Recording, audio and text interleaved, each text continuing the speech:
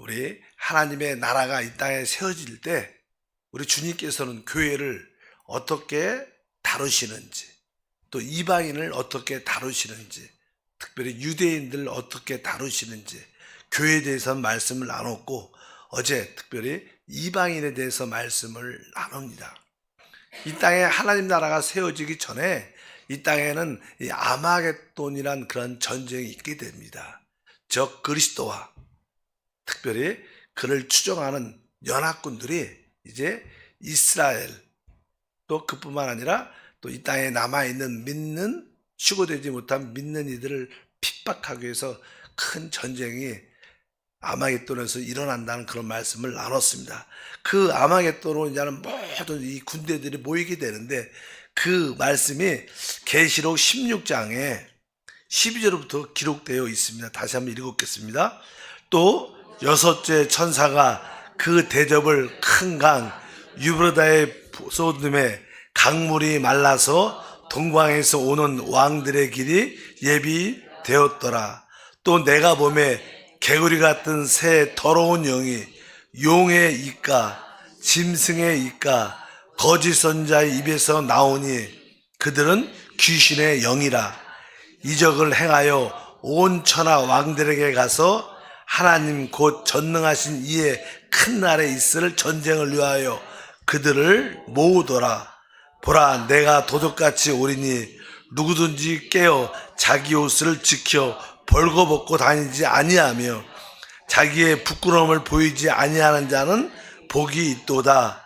새 영이 시브리어로 아마겟돈이라 하는 곳으로 왕들을 모으더라. 그래서 여기에 특별히 용의 입, 짐승의 입, 거짓 선자의 입들이 이 세상의 대통령들, 왕들을 이제 미혹해서 전쟁을 일으켜서 그들의 군대를 데리고 올 수 있도록 역사한다, 이렇게 말씀을 하는데, 16절에 그 새 영이 시브리어로 아마겟돈이라고 하는 곳으로 왕들을 모으더라. 아마겟돈. 아마겟돈은요, 이렇게 성경에 묵기도란 지역이 있어요. 묵기도란 지역. 시리아 좀 남쪽, 이렇게 북쪽에, 이스라엘의 좀 북쪽에 묵기도라는 곳이 있는데, 그 발음이 이제는 이게 아마겟돈으로 그냥 점점 구약에는 묵기도라고 그랬지만, 이제는 신약에서 이제는 그 발음이 아마겟돈이라고 말합니다. 그래서 그곳이 원래 옛날에는 이렇게 아주 전쟁의 중요한 요충지였기 때문에 전쟁이 많이 있었던 곳인데, 광야도 있고 넓고 그래갖고 중요한 지역인데, 그곳에 이제는 많은 군대들이 모이게 될 것이다, 이렇게 말씀을 합니다. 그래서 이 유브라데에 쏟았다, 큰 강 유브라데 강이 있는데, 사실 이 또 유브라데라는 강이 많이 나옵니다.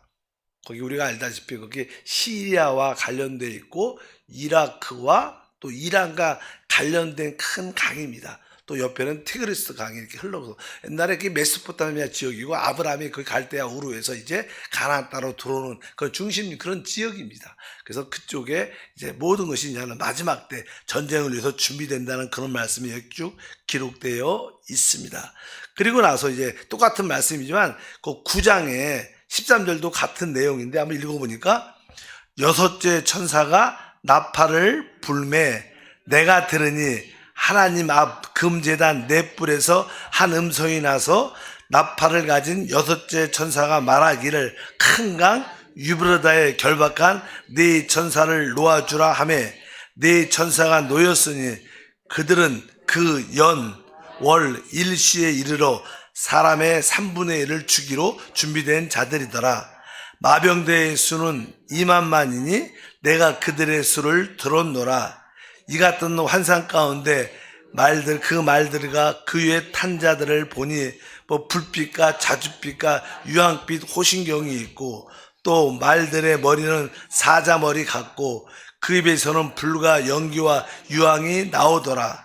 이 세 재앙 곧 자기들의 입에서 나오는 불과 연기와 유황으로 말미암아 사람 3분의 1이 죽임을 당하더라. 이렇게 보니까 여기에 거의 동방에서는 2만만, 2억이란 그런 마병대 군대들이 온다는 이렇게 말씀을 하고 있고, 여기 보니까 이제 그때 3분의 1이 아마 모였던 많은 연합군들이 한 3분의 1이 죽는 그런 사건이 이제 기록되어 있는데, 뭐 전쟁의 모습을 보니까 여기 보니까 뭐 불빛과 자줏빛과 유황빛 호신경이 있고, 또 말들의 머리는 사자 머리 같고, 뭐 아마 이런 그림을 잘 보면 뭐 이렇게 지금으로 말하면 어떤 탱크 같은 것을 묘사하는 것 같아요. 그렇게 생겼죠. 뭐 이렇게 불빛, 자줏빛, 유황빛, 호신경이 있고, 그 말들의 머리는 또 사자 같고, 탱크가 그렇게 생겼잖아요. 머리가 사자 머리 같고, 또 그 입에서는 불과 연기와 유황이 나오더라. 뭐 이런 거니까 막 하는 탱크들도 동방에서 가져오고 막 어찌하든지, 요즘에 종종 그런 전쟁 보잖아요. 뭐 이렇게 우리 가자 지역에서도 그런 것도 있고, 뭐 우크라이나 전쟁에서도 계속 종종 TV에서 전쟁에 대한 이야기 계속 있으니까, 불씨가 있으니까, 어차피 그런 가운데 또 이렇게 작은 핵폭탄도 터지는 그런 사건이 터져갖고 인구의 군대의 3분의 1이 죽는 그런 사건이 있을 것이다, 이렇게 말씀을 쭉 합니다. 그래서 이 동방의 소녀는 쭉 그들이 유브라데스, 아까 말했죠. 그 유브라데스 강 그 지역, 그 강을 건너는데, 뭐 지금 강이 이렇게 건널 수 있도록 많은 강물이 말라 있다, 그렇게 표현도 뉴스에 나오기도 하고, 그뿐만 아니라 그 아까 시리아, 또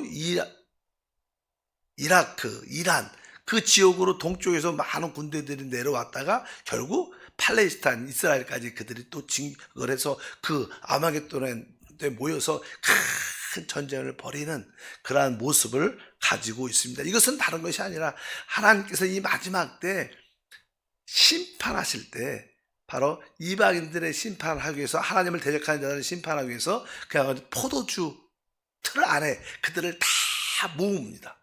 모아서 그냥 한 번에 하나님이 끝내는 그러한 하나님의 심판의 모습들이다, 이렇게 말씀을 합니다. 그러나 이제 그들을 이끌어갈 어떠한 가장 통치자가 나와야겠죠. 적그리스도가 나와야겠죠. 그에 대해서도 또 언급을 하는데, 17장 계시록 12절부터 보니까, 내가 보던 열부른 여러 왕이니 아직 나라를 얻지 못하였으나 다만 짐승과 더불어 임금처럼 한동안 권세를 받으리라. 그들이 한 뜻을 가지고 자기의 능력과 권세를 짐승에게 주더라. 그들이 어린 양과 더불어 싸우려니와 어린 양은 만주의 주시오 만왕의 왕이심으로 그들을 이기실 터시오. 또 그와 함께한 자들 곧 부르심을 받고 택하심을 받은 진실한 자들도 이기리로다. 여기 보니까 이제 어떤 짐승이 있는데, 이 마지막 때 그 적그리스도가 이렇게 나타날 때 열왕들이 이제 그들을 전폭적으로 지원을 합니다. 정말 그분이 세계의 어떤 지도자, 유능한 인도자니까 열 나라들이 뭐 아주 강력하게, 뭐 예를 들어서 뭐 그 지도자를 따라, 여기 말씀해 보니까 뭐 그 짐승과 더불어 임금처럼 한동안 권세를 받으리라. 그들이 한 뜻을 가지고 자기 능력과 권세를 짐승에 주더라. 그래갖고 그 연합dom이 형성되면서 중심적인 열 나라와 함께 강력한 전쟁을 일으키는데, 그때 그냥 이스라엘과 유대인들은 결국 뭐예요? 포로가 돼갖고 멸망 가운데 이제 죽을 수밖에 없는 그런 상황, 항복할 수밖에 없는 그런 상황 가운데 있을 때, 이제 주님께서 공중에서 그의 신부를 데리고 이제 이 땅에 지상재림하죠. 내려올 때. 여기에 그 이야기가 그 얘기입니다. 근데 어린 양은 만주의 주시오 만왕의 왕이심으로 그들을 이기실 터이요 그와 함께 있는 자들 곧 부르심을 받고 택하심을 받은 진실한 자도 이기리다. 뭐 실제로 이제는 먼저 많은 사람들에게 휴거가 돼서 공중에서 그냥 주님의 신부로 준비되고, 이제 그 준비된 자들이 주님과 함께 이 땅에 지상재림을 함께하고, 이게 적그리스도와 그가 연합된 자를 멸망시키는 그런 일을 행하러 오실다, 이렇게 말씀하는데, 여기 보면 뭐 부르심을 받고 특별히 택하심을 받은 자들은 이긴다 말씀해 줍니다. 우리가 말했죠. 우리가 하나님께 우리 모두는 부르심을 받았지만 주님의 신부로, 주님의 군대로 택함 받는 것이 중요하다. 그러다 택함 받았다는 것은 이기는 자가 된다는 뜻이다, 이런 말씀을 몇 번 했었어요. 그러니까 우리는 다 부르심을 받은 상태에 있지만 또 그 중에 이기는 자로 택함을 받아야 주님의 신부와 군대로 세워져서 주님과 함께 와 이 땅을 정리하면서 주님과 함께 왕노릇하는 그런 은혜와 축복이 함께 할 줄 믿습니다. 그래서 아까 그 말씀도 그렇게 기록되어 있습니다. 결국 이 적그리스도와 연합군이 주님의 그 심판으로 말미암아 그들이 멸망할 때 드디어 그게 지상제일입니다. 그때 이 땅에 하나님의 나라가 온전히 세워지죠. 그래서 계시록 11장 15절에 일곱째 천사가 나팔을 불매 하늘에서 큰 음성이 나서 이르되 세상 나라가 우리 주와 그의 그리스도의 나라가 되어 그가 세세토록 왕노릇 하시리로다.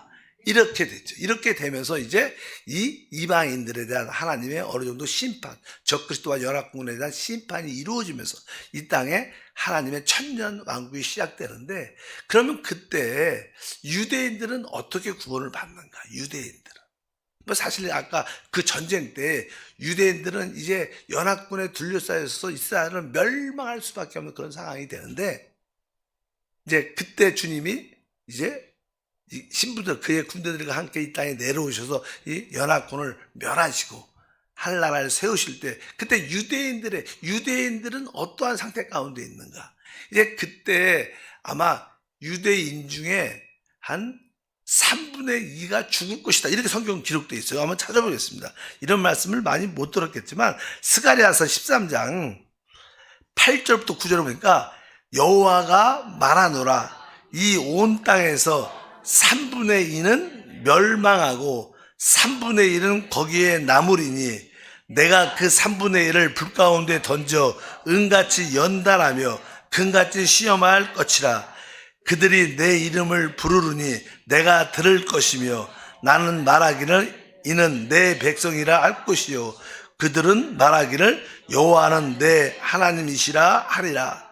사실은 그 당시 이스라엘 백성들이 지금 많이 있지만 이 3분의 2는 결국 죽게 될 것이고 그 3분의 1만 살게 될 것이고 그 3분의 1만 바로 하나님의 그 구원을 유대인 중에서 체험하게 될 것이다, 이렇게 말을 합니다. 그래서 이 스가랴에 있는 이 말씀이 마지막 때 이스라엘의 3분의 2가 죽고 3분의 1만 구원받는다, 끝까지 그들은 인내하면서 끝까지 믿음을 지키고 주님을 기다리는 그런 말씀을 여기에 기록이 되어 있습니다.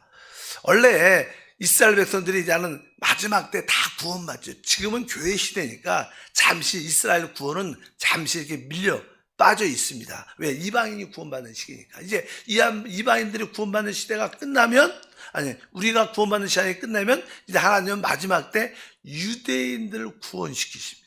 아까 그 중에 3분의 1은 죽게 되고 3분의 1만 구원받게 되고 그들이 이제 천년 왕국으로 그들이 이끌려 가게 될 것이다, 이렇게 말씀을 합니다. 그래서 로마서에도 이스라엘이 구원받는 말이 이렇게 기록되어 있죠. 우리가 로마서 쭉 보면 8장, 9장, 거기에 특별히 11장에 보면 이스라엘이 구원받는 말씀이 기록된 25절부터 보니까 형제들아 너희가 스스로 지혜 있다면서도 이 신비를 너희가 모르기를 내가 원하지 아니하노니 이 신비는 이방인의 충만한 수가 들어오기까지 이스라엘의 더러는 우둔하게 된 것이라. 그러니까 지금은 이스라엘 백성들이 구원받지 못하는 이유는 바로 놀라운 신비의 비밀인데, 바로 지금 이방인이 구원받는 시간이라는 거예요.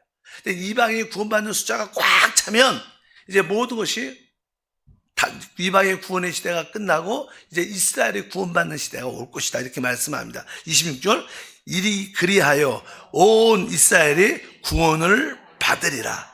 기록된 바 구원자가 시온에서 오사 야곱에게서 경건하지 않는 것을 돌이키시겠고, 이렇게 말씀을 하게 됩니다. 그래서 그때 마지막 때 이스라엘 백성들이 다 구원받는 그런 체험을 갖게 되고, 바로 이스라엘 예루살렘 중심으로 하나님의 보좌가 세워져서 그 이 땅에 천년왕국을 세울 때 예루살렘 중심으로 이 땅이 통치되는 그런 일들이 있을 것이다. 그래서 예레미야 3장 17절에 그런 이야기들입니다. 그때 예루살렘이 그들에게 여호와의 보좌라 일컬음이 되며, 왜? 주님이 이제 글로 시온산으로 감난산으로 내려오셔서 그곳에 하나님 보좌를 펼치기 때문에 예루살렘이 그들에게 여호와의 보좌라고 일컬음이 되며 모든 백성이 그리로 모이리니 곧 여호와의 이름으로 말미암아 예루살렘에 모이고 다시는 그들의 악한 마음의 완악대로 그들이 행하지 아니할 것이며. 지금이야 주님이 오시지 않았으니까 모든 나라들, 유대인들조차 믿지 않은 자들은 막 자기들 사람의 완악한 대로 막 하나님을 대적하고 반대하고 막 살지만, 주님이 오시면 모든 그런 악들이 끝나니까 그렇게 행하지 아니할 것이다, 이렇게 말씀을 합니다. 그래서 결국 그럴 때냐는 모든, 아까 말씀드린 이방인들뿐만 아니라 유대인들도 많은 열국들이, 그러니까 예루살렘 중심으로 하나님 보좌가 통치 지역이 세워지니까 많은 사람들이 그 예루살렘을 사모하고 흠모하게 될 것이다, 이런 이야기가 천년왕국에서 말씀됩니다.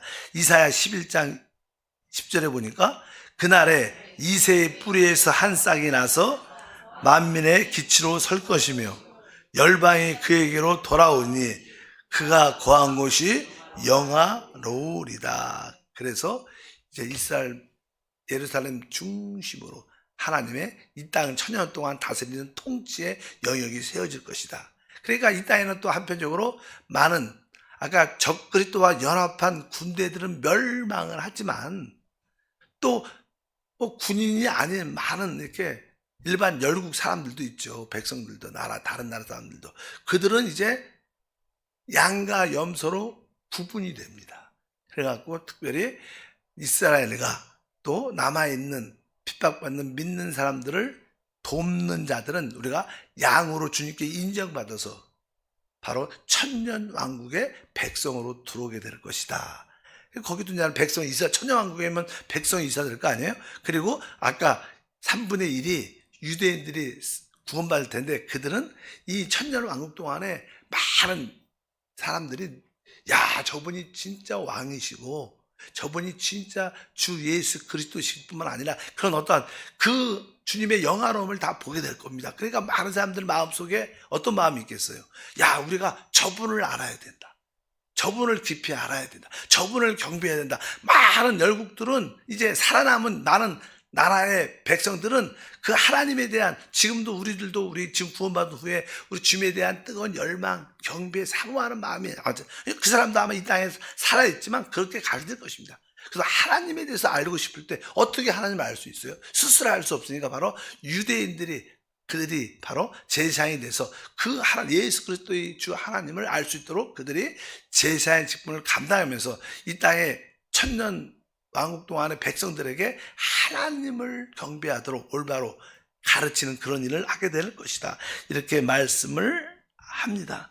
그래서 우리 이사야 2장 2절과 4절에 이제 하나님을 경배하도록 이방인들, 유대인들이 가르칠 것이다, 제사장으로서, 그런 이야기들입니다. 한번 읽어보니까 2절, 말일에 여호와의 전에 산이 모든 산 꼭대기에 굳게 설 곳이요 모든 작은 산 위에 뛰어나리니 만방이 그리로 모여들 것이라.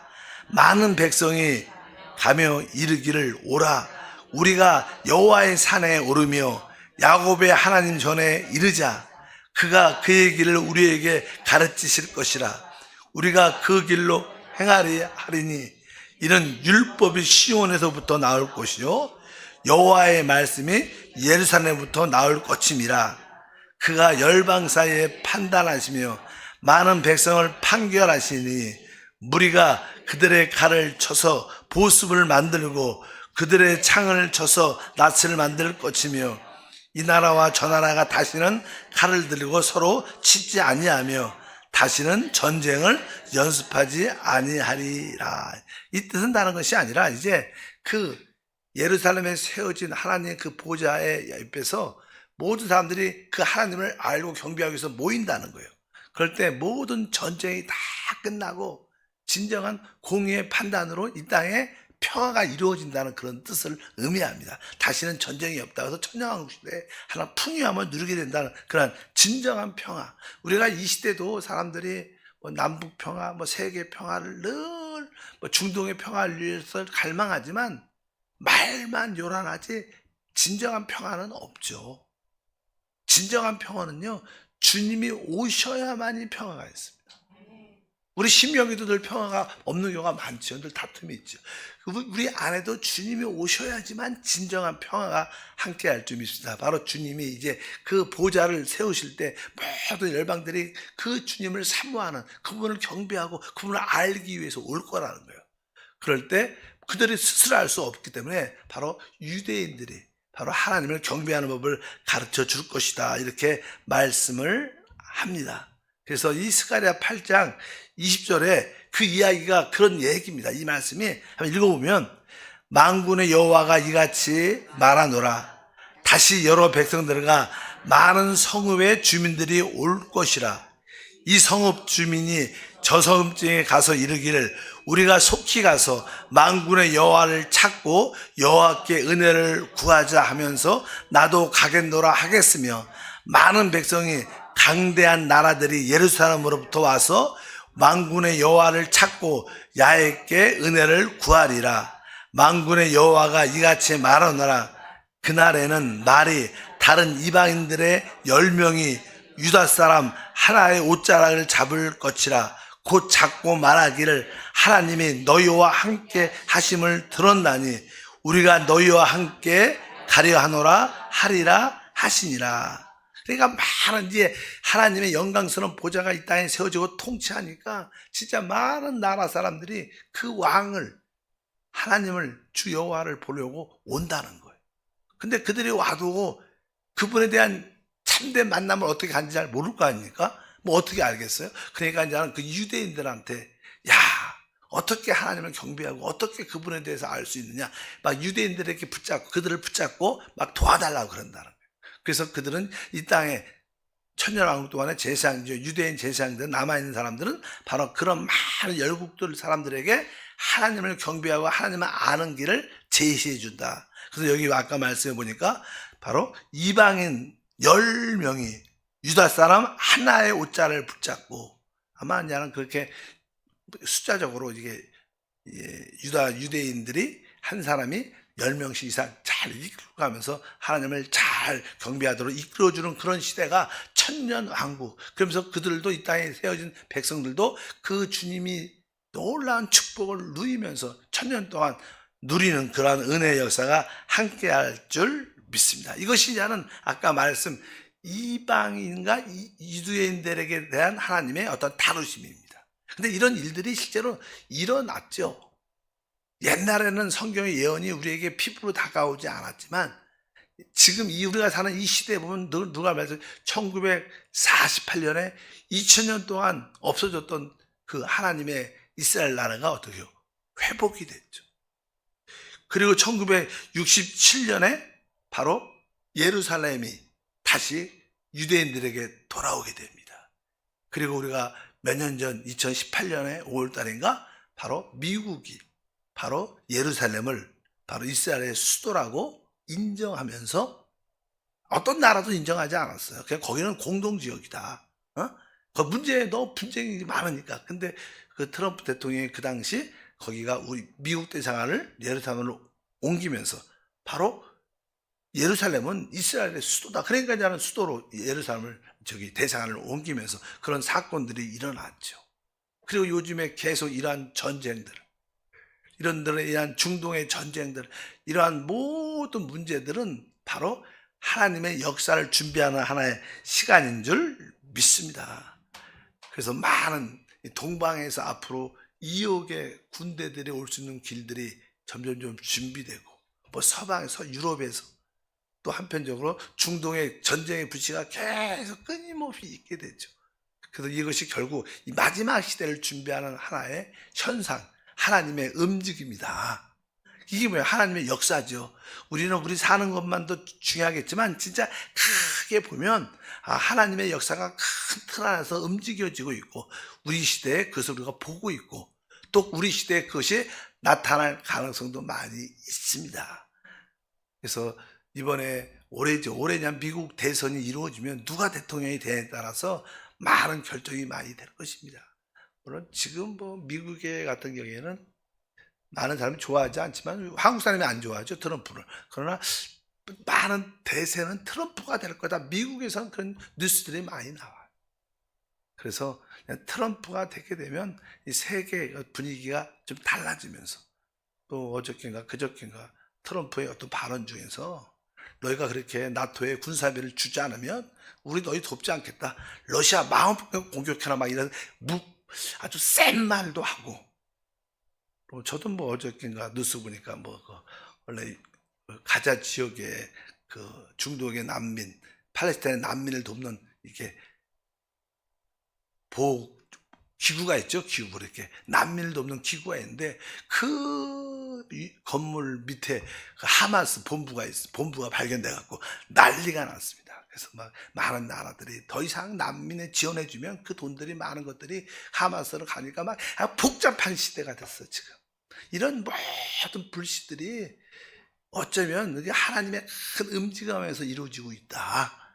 그래서 너무 세상에 너무 사는 거에 너무 집착하지 말고 다시 오실 주님을 마음으로 다시 한번 준비하는 지혜가 있는 시대입니다. 이렇게 살든 저렇게 살든 힘든 세상에 살고 있어요. 우리는 그냥 물론 어떤 분들은 그냥 경제적으로 여유가 있으면 난 좋은 시대가 그랬지만, 심리적으로도 그렇고 경제적으로도 그렇고 모든 분야에 어려움이 있는데 이 모든 것이 다 하나님의 움직임 안에 있다. 하나님의 역사는 이루어진다. 그래서 우리는 하나님 말씀을 믿을 뿐만 아니라 그 예언의 성취됨을 보고 있는데 그 모든 예언의 성취가 우리 가운데 나타나게 될 줄 믿습니다. 하나님 다시 한번 우리 모두에게 깨어있는 마음을 주시고 우리가 다음 시대와 영원한 시대를 준비할 수 있는 영적인 분별력도 더해 주시옵소서.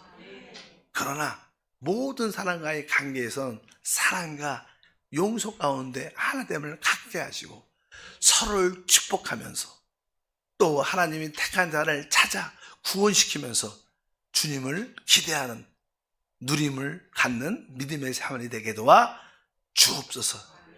영적인 눈을 다시 한번 열어주어서 이 세상에 이루어지는 하나님의 움직임을 보게 하소서. 하나님의 행하심을 볼 수 있도록 은혜를 더하여 주옵소서. 주 예수 이름으로 기도함나이다. 아멘. 하늘에 계신 우리 아버지여, 이름이 거룩히 여김을 받으시오며 나라가 임하시오며 뜻이 하늘에서 이루어진 것 같이 땅에서도 이루어지리라. 오늘 우리에게 일용할 양식을 주시옵고 우리가 우리에게 죄 지은 자를 사하여 준 것 같이 우리의 죄를 사하여 주시옵고 우리를 시험에 들게 하지 마시옵고 다만 악에서 구하시옵소서. 나라와 권세와 영광이 아버지께 영원히 싸움나이다. 아멘. 기도하겠습니다.